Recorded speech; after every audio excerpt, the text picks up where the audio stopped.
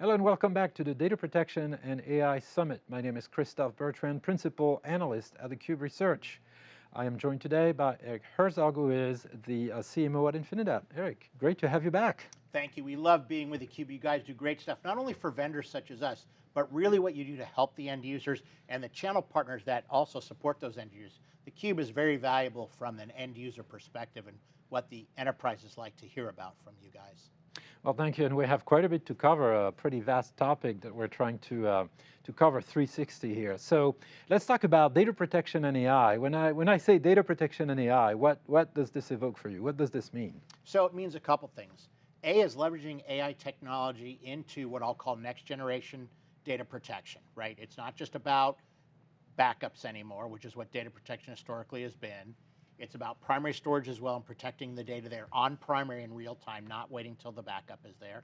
And also that you need to have a cyber mentality built in.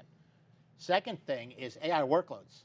The more AI workloads you use, not only are they hard to get going and how do you do it, and there's compliance issues and regulatory and legal issues independent of that, but then the more you're using it, you can't have that compromised.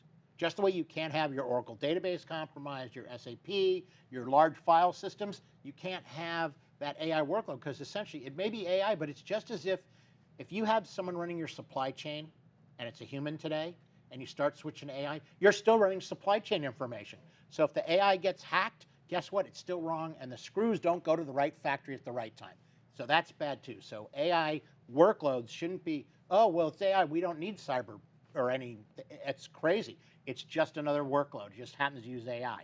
Right, absolutely. So that's one of the interesting points that you're making here.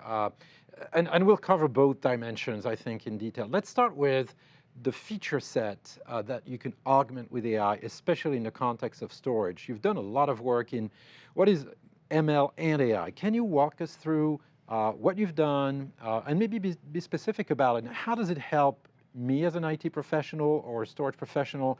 What do you do that is really different from maybe a few years ago? I come from a background of storage just like you, and well, many years ago, this would have been a pipe dream, and here we are. So tell us more about that. So we use it in two ways. On the primary storage, our InfiniBox technology, what we do is we leverage AI and ML to manage data placement. So think of it as the way to tier data. And what happens when you do that, it allows you to more effectively use things like a DRAM cache. Our neural cache technology has over 20 patents. So what that allows us to do is most time, particularly when you use a flash array, as you fill it, it slows down. Okay, so what do? You have to buy another flash array to run more workloads. With us, that doesn't happen. So that's all done with our capability of using AI and ML to manage the data placement. This goes on DRAM, this goes on flash. In the case of our hybrid, because we still do have a hybrid, as well as an all flash, it goes out to there, right? And we have some other technology we'll be introducing on September 9th that will expand that portfolio, again, using our neural cache AI and ML technology. Second thing we do is we partner with a company called Index Engines. Our product is called InfiniSafe Cyber Detection. We've done some joint development with them, and what that does is allow you to use AI and ML technology to scan elements of storage. It could be a snapshot, could be a file system, could be a volume, could be a VMware data store. So that way you can scan it, and it allows you to do two things. One, it could be an early warning system. You're scanning certain snapshots every other day. And when it sees something in InfiniSafe Cyber Detection, you can automatically send messages over to your SIM or source software, or if you have a security operations center, so storage actually can be proactive in helping identify threats, okay? The second is you've had a threat. So you now need to get recovery, and you need to recover quickly. So we cover a quick recovery, you have immutable snapshots. We can recover primary storage in a minute or less, no matter how big. It could be 4, 5, 8, 10 petabytes in a minute or less. But you still have to make sure it's a known good copy, where InfiniSafe Cyber Detection with our partner Index Engines allows you to take candidates, put it in a fenced forensic environment, and this is after an attack now, and scan. So in this case, the AI would be used as an early warning system, or if you don't do that, and that's okay, you pick what you want to do with the software, you could use cyber detection and use it as the capability of scanning in a fence forensic environment. Otherwise, you have to do it the old way, which is you call up the Oracle guys, the SAP guys. Could you take a look at this? Let's see if there's malware or ransomware. And that's much more time consuming than using the AI and ML technology in InfiniSafe cyber detection with our partner Index Engines. Way more time consuming if you do it the old-fashioned way. Right, and actually we have a great conversation lined up with Index Engines, so we'll talk about that in this context. So let's double click on a couple of things here. Definitely two sides of the same coin. Look, everybody's saying AI is going to be creating a lot of data. There's no question about that. It's going to generate its own. So I'm sure you're seeing already in some of the use cases you're dealing with, a lot of organizations deploying a lot more data for AI. Do you think today that that data is actually safe and usable for AI? Are they doing the right thing? And what do you do to really help? Because we're talking about something here that's at scale and will grow overall in this market in the next 5 years to hundreds of zettabytes potentially of new data.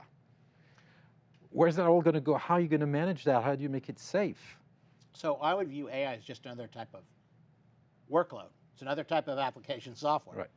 It's finance. Oh, you're not using Oracle, or maybe using AI to manage the Oracle or SAP or your SQL databases, and then run the right financial analysis on accounts payable, accounts receivable, all the stuff you have to do. Your supply chain, same thing, it's a database, okay? And by the way, that database often is also cross-referenced with physical files to show the screw, the bolt, the nut, the this, the that, so that you order the right things, right? So AI is just another workload. So it is subject to attack the same way the Oracle database is, the same way any of your snapshots are, the same way your volumes are, your file systems. There's no difference. It's still data. So while AI is running it versus a human running that data in an Oracle environment, you have AI doing that work instead, you're still running the data in that Oracle environment to get the right screws, the nuts and bolts to all your factories all over the world. So the only difference is using AI to automate. Think of AI as true automation, and maybe making some decisions that an automation software would present to an end user and say, here's the 3 choices I think. The screws need to go to Paducah, Kentucky, these ones need to go to Tokyo, and these ones need to go to Johannesburg. Okay? So how you do that, the human recommends it, or AI recommends it for you. But that means if the data is compromised, it's the same thing. It's still that Oracle database Right. that AI is running instead of the human. So that's what matters, is making sure that AI is just another workload, and the data that goes into that workload is subject to attack, just like the data going into your SAP environment or into any other environment you're managing as an enterprise IT person, or of course the enterprise security team needs to be concerned about. It's the same thing, just AI is the incredible amount of automation and some intelligence around that automation. That's all it is. It is not immune to the attack. Data is data.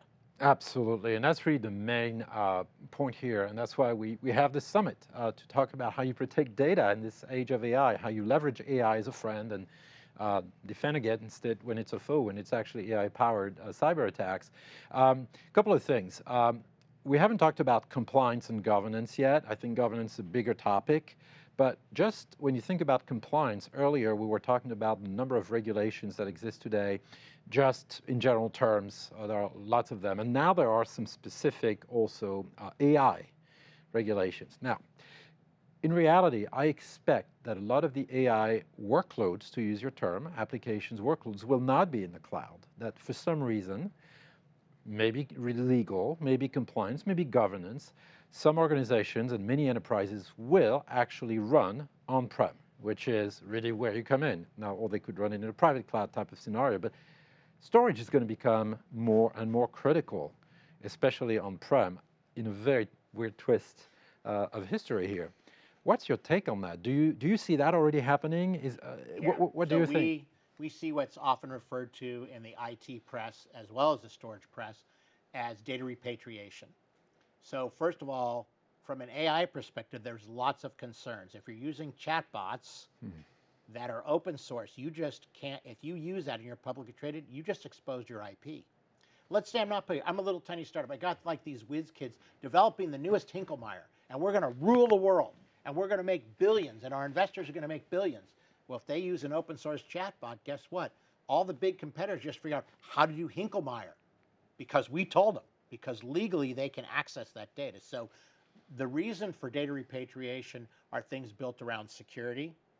Okay, in the AI world, being able to use your proprietary data confidentially, and by the way, private cloud is basically a private cloud. It's the version of Oracle Cloud or Amazon Cloud or Google Cloud that's your own, right? And you don't expose it publicly.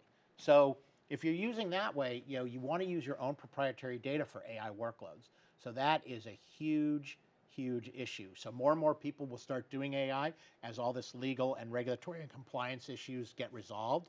But we see customers, our customers, because we mostly sell to Global Fortune 1000, we see a lot of our customers already playing with it, but they're not using an open market chatbot, right? There are now LLMs and SLMs, vector databases that you can get from software companies that are just for you, your company, not open source like the ChatGPT, which is open source, or you do it yourself, right? Some of the larger, the Fortune 200, they got a lot of software guys, so they may be developing their own, and then they use their own proprietary data to get sure the supply chain is right, or the finance is right, or whatever application they're using, that it is the right data, right? And it's proprietary to them. They don't have to worry as much about hallucinations, and they clearly don't have to worry about the legal issues of using open source AI technology, which means you just, could steal stuff without really realizing you're stealing it, right? Also, someone could steal your stuff without you knowing that you really just exposed it. So AI is really, the takeoff of AI hasn't hit yet. As the compliance, regulatory, and legal issues get done, data repatriation or using it in the private cloud will get even more important because you don't want this data exposed. And so from a storage guy perspective, it's great. And obviously we have our own AI RAG technology, a retrieval augmented generation, which works not only with our own storage, but actually works with our competitors as long as it exposes an NFS protocol, which all the databases do, and obviously all the files do. So you could use our storage and a competitor's storage with our AI RAG to get that right proprietary data. But you have to make sure you understand what you're doing with the data, why you're doing it that way. And again, several times I've been to some events where literally there's a all-day session on AI, and over half of it is a bunch of attorneys and regulators talking to a bunch of IT guys about, okay, blah, blah, blah, if you do this, someone will sue you. If you do that, you're giving your AI, your IP away for free. And IP isn't just in high tech. If I develop the best running shoe in history of the world, it may be only a running shoe, but if it's the best in the world, I'm going to make billions, right? I mean, that's what Nike did, right? So I don't want people to steal that.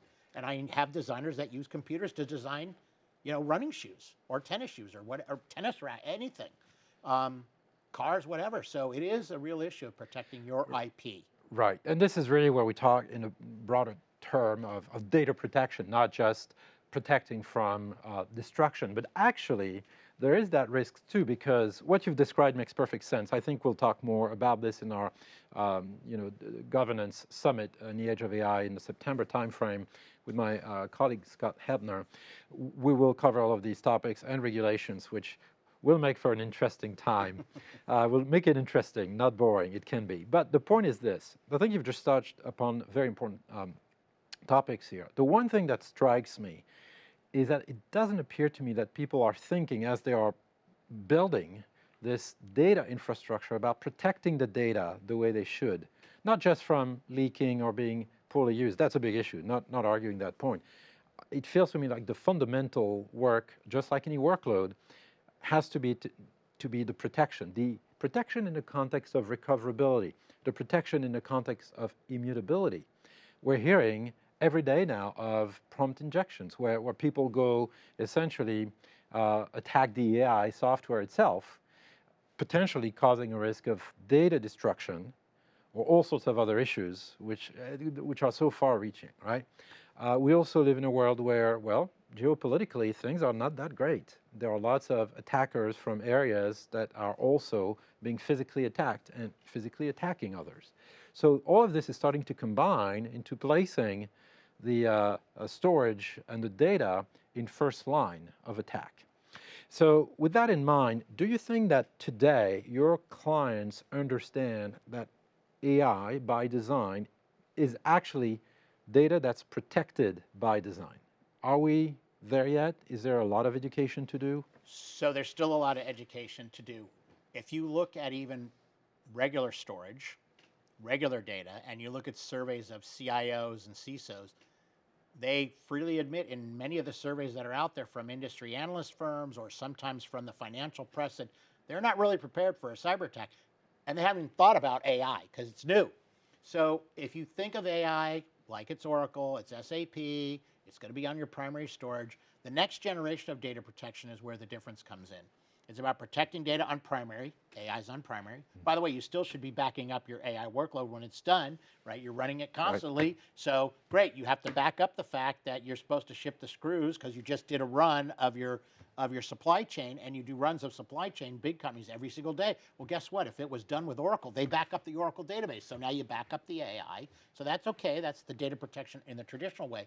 But you want to be protecting it in real time while it's happening on the primary side. So the next generation data protection is about protecting data primarily from cyber with a cyber recovery angle to it for traditional backup workloads, right? But also for primary storage, making it immutable, scanning it on a regular basis, which is what our InfiniSafe cyber detection does, is scan on a regular basis.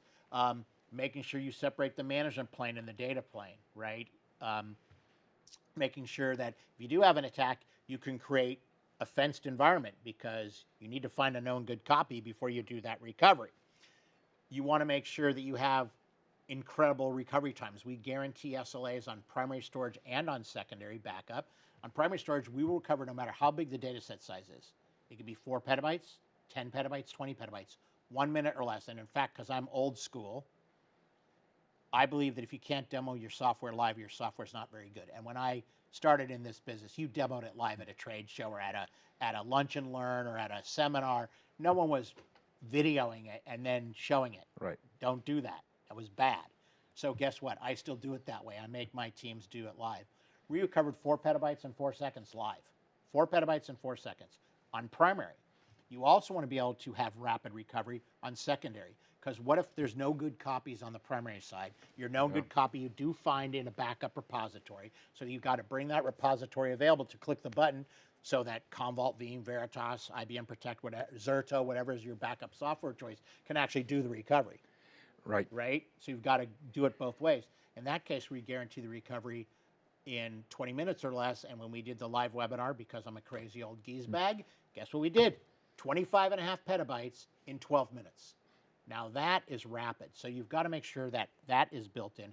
And as I mentioned earlier, a lot of the CISOs or the CIOs or CTOs don't think of storage as part of a comprehensive cybersecurity strategy. So you want to make sure that you do that. You're protecting the edge, you're protecting the servers, you're protecting the apps, you're using your SIMR source software, you've got a SOC. Remember the days whenever we used to have a NOC when we were younger, when I had brown hair? Now they have SOCs, Security Operations Center. That's what they do these days. So you want to make sure that that is all monitoring, and you want to make sure that the storage is part of that component. Whether the SIM or source software tells the storage, hey, I sense a threat, and the storage starts doing things immediately to shrink down that threat window, or the storage is scanning, let's say, once a week, twice a week, and senses something, and then sends it over to the SOC and says, hey, these 2 storage arrays on these snapshots, something is flaky. Right? And with our cyber detection, which we do with our partner Index Engine, it's 99.99% validated by analysts as accurate. So it could be a false positive, but it's pretty low. So instead of being reactive, which by the way, InfiniSafe Cyber Detect is great to do, put in the fence forensic environment and start a scan after you've been attacked. But the other way is as an early warning system. So storage can be part of a very comprehensive cybersecurity strategy, clearly for recovery, both the speed and scanning. But you can also be proactive and communicate with SIM, SOAR, or SOC if you scan on a regular basis. And by the way, what you're describing, and we'll cover that more with Index Engines, is actually AI powered. Yes. So absolutely. This is AI coming to the rescue of AI infrastructure attacked by AI powered cyber attackers. So that's why it felt so important to cover this topic of AI and data protection to me, because there's so much going on at the same time, and it's very confusing. As I said a couple of times, I think we're seeing the convergence of multiple markets and technologies that are really changing the way organizations organize from an IT and security standpoint, but also a data management standpoint. We're seeing this new workload called AI, which is massive, potentially, will be life-changing, will certainly augment a lot of processes, will also make decisions on its own, I should say, through agents. Agentic AI is a thing. It will happen. It's happening. Now, is it happening enough? Probably not to show true good ROI, but it will soon. It's only a matter of time. What I like about our discussion is I think you've really positioned the fact that data, and really data that is on storage on-prem, is actually fundamental.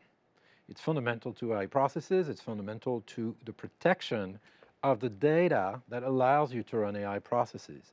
And I think people are going to realize that it is fundamental to their governance and to limit their business risk. Now, I'm not saying there won't be any cloud-based solutions as well. Absolutely, it's going to be hybrid. We know that's the way of the world. But I do believe, for all the reasons you've mentioned, there is going to be a resurgence of on-prem, at-scale storage. If I were to summarize what I heard is, and that's very important for the protection and the recovery piece of data, the fact that you can do things in seconds with very smart snapshots and great use of placement of data and what you described earlier, some AI in there as well, changes the game. The fact that you can do this constant testing with the help of partners like index engines is also very key. It changes the game. It makes AI possible.